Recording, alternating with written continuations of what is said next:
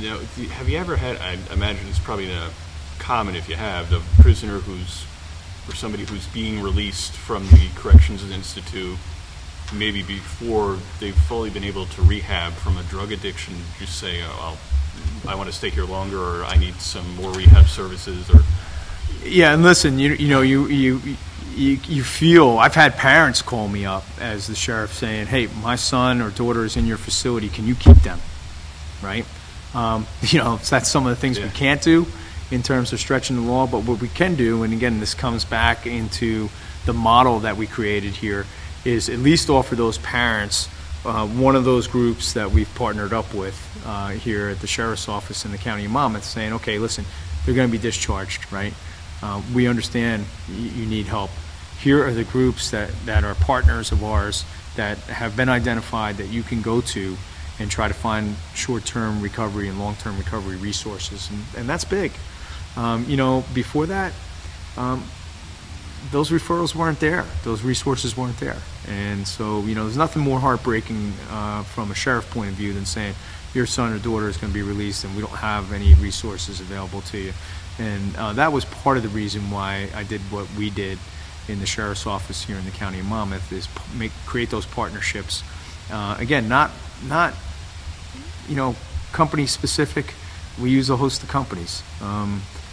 But we want to have those available resources. And, we took it out then to the streets. We did the Hope One van, which goes out to our communities, and it's all about education for family members. We candidly, we get some of those that are afflicted with addiction that walk right up to the van and say, I need help, right? We've had more than a couple of occasions where that's happened. But more so, when you look at addiction in Monmouth and Ocean County, and this stat is a little horrifying, 1 in 4, 25% of us know somebody or related to somebody that's had a problem with addiction, heroin use, opioid abuse. And so, how do we educate the family members? And that's what we've been doing with the Hope One Band, is going out to the community. Family members coming up to us saying, hey, we have a son or daughter, a niece, nephew that have a problem. They need help. How can we help them? And those same resources we have available here, we have available in the van. Those same companies that do resources, those same partners, short-term recovery, we have Narcan kits in the van where we're teaching family members how to deploy Narcan, right? So they have familiarization with that and training in that. Now, all of this is part of one big package here in Monmouth County, and it's leading the way. Certainly the laws will change and policies will change. We have to adapt to them, and we certainly have. How have you seen success from the Mobile One unit or the drug recovery program introduced in 2018? Yeah, well, look at the Next Steps program. We've had over 450 people since August here. So you're talking 1 quarter of last year, from August to December of 2018. We've touched 450 discharges here at the Monmouth County Correctional Facility. 380 or 90 of them have been identified as needing resources. 160 plus enrolled in some program, right? Goes along with those stats that I talked about. So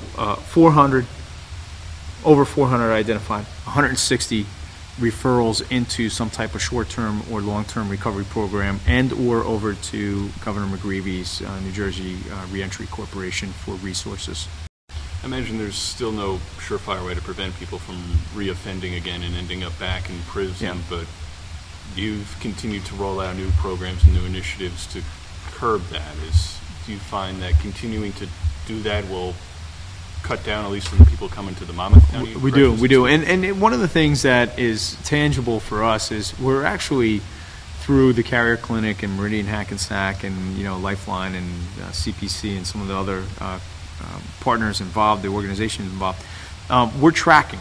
Right now it's about tracking the individuals. Right, they sign up for it. They sign up to be tracked, so that, hey, you haven't shown up to your short-term recovery program, you haven't shown up to this reentry corp, and those are some of the key components. One of the things we're committed to here in the Sheriff's Office and our Monmouth County Correctional Institution is being sure that not only they get the resources, we'll drive them right over there.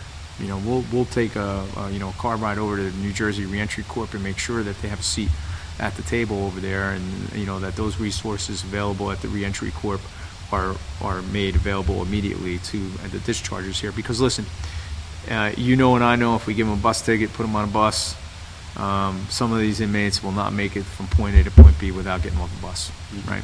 And so, you know, that's a commitment that you have to have. It's a commitment that we have in Monmouth. We hope that others will follow suit.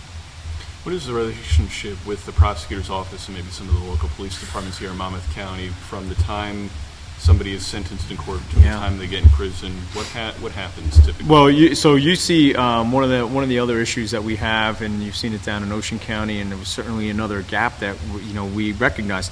Okay, so we're the sheriff's office and we're the correctional institution here, right? Right. We only control what we control. In other words, somebody comes into intake downstairs, and we only control that. From that point on, we're managing their life here. We're taking care of them. We have medical, we have food, we have other substance abuse, and then certainly we'll make those referrals going out. With bail reform, the other portion of this is that you heard me, and that's why I use that example of a minor theft with nonviolent offenses that scores maybe a 1 on their PSA score, and then all of a sudden they're released on a summons, awaiting court. Well, that person that was released at the local police department awaiting court, they're afflicted with addiction too. They didn't even make it into our facility, though. So they have no chance at any of those resources I just mentioned, right? And so what the prosecutor did with the local police chiefs here was partner up with them in a cuffs to beds program, similar to Blue Heart, I think they call it down in Ocean County, but it's a cuff to bed program. So that some type of response team is being called out. So when the officer is interacting at the local police department, Howell, Hadley, Kingsburg, Middletown, these are some of the departments that have enrolled into cuffs to bed. So when that person that is sitting there handcuffed in the holding cell, being processed on a summons, and is probably going to be released without bail and certainly doesn't make it to our facility here, they're asked if they have a problem with addiction, right? They have some type of substance abuse or use issue. A response team goes to the headquarters and offers them the similar services that we offer here, right? They screen them, ask them questions, and try to guide them into some of the resources that we have available here in the Monmouth County Correctional Institution. But the prosecutor's done a tremendous job with the police chiefs now out in the field because of the release without bail. What are some of the other parts of the rehab process or the rehab programs that are maybe offered to people who are inmates here on striving to become a better person, striving that whenever that release date is of theirs, that they'll come out and not just have a new sense of life and freedom, that they won't just go back and do whatever got them in here in the first place, or go back to a drug habit, for instance, and trying to finance that or dealing. For us, education has been somewhat the key. I mean, we'll talk about substance abuse and psychological counseling and all that, but education for us has been a key component in the sense that we're committed to affording education. In other words, if you walk past our library here with all our computer technology, certainly they have research material they can use, educational material they can use.